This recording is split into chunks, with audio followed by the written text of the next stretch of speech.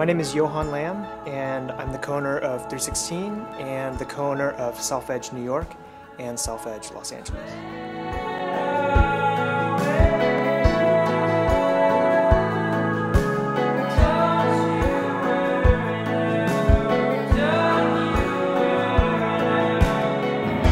Self Edge breeds a certain type of customer, we feel, and it's a growing sector of men in the market, I think, and it's guys who are putting a lot of research into what they're buying. They're not buying as much, they're maybe buying a little bit less, but they're willing to spend more, and they care about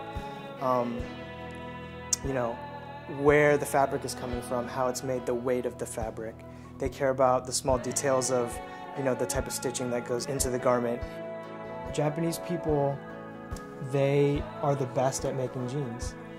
And we strongly believe that. They make the best denim fabrics in the world. They pay the most attention to detail in terms of construction. And they are willing to push the envelope in terms of evolving and furthering the quality of their products. I don't even know if they necessarily understand it on their own. I think it has to do with the climate of their culture, their work ethic, their desire to make things, as freakishly excellent as possible with complete disregard for efficiency or, cost.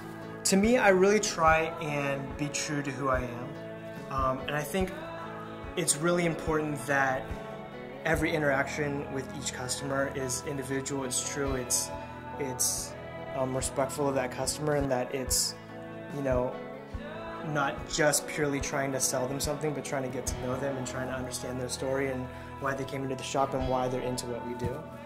When you design clothing, there's not too much of a hands-on element most of the time, unless you're like really cutting your own patterns or sewing your own samples.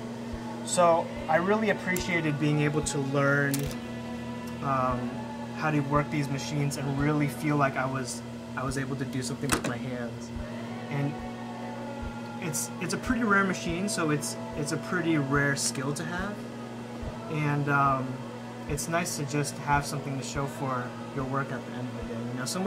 So much of work nowadays is like conceptual or online, and there isn't often an end product that you can look at and say, I did this and I completed this. So if you get in a good rhythm, you can sort of not really think about it and just get lost in your own thoughts a little bit or unwind from the day.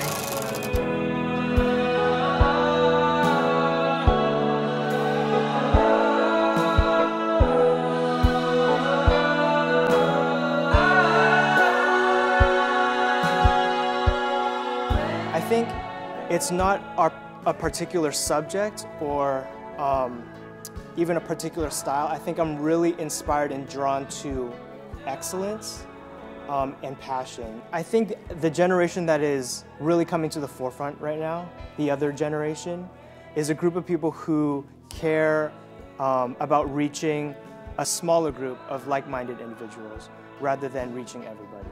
And I think in decades past, in America, we've become really addicted to cheap, and the end goal behind that was just to reach as many people as possible, to sell as many things as possible. I think for younger people growing up, they understand and they are shifting away from that. They can see how that doesn't necessarily provide for the best experience or isn't necessarily the best way to live.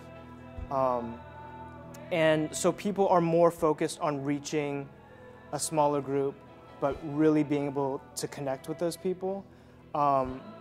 Maybe you're not going to become a billionaire, but you're going to live comfortably. You're going to, have people that really believe in your business and can appreciate and will ride for your business.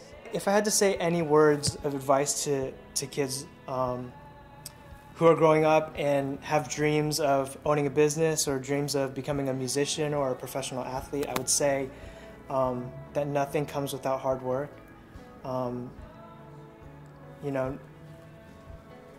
Very few people win the lottery, and it takes time and effort, and it takes hearing no a million times before you hear yes, and just being able to fight through that and persevere through that. We try and, you know, allow for just little hints here and there in our product of just to show customers that these products were touched by human hands, they were completed by human hands.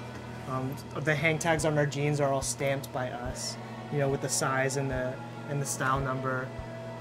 So there's little imperfections there, but it also shows that there's some like humanity, there's some human characteristics to the product, and it's not all just, you know, mass-produced, spit out of a machine. I mean, the Japanese have a term that they often use called wabi-sabi, and it sort of means that things should be the way that they are, and they're beautiful the way that they are, and they don't have to be perfect. They can be imperfect, and that's what makes them beautiful.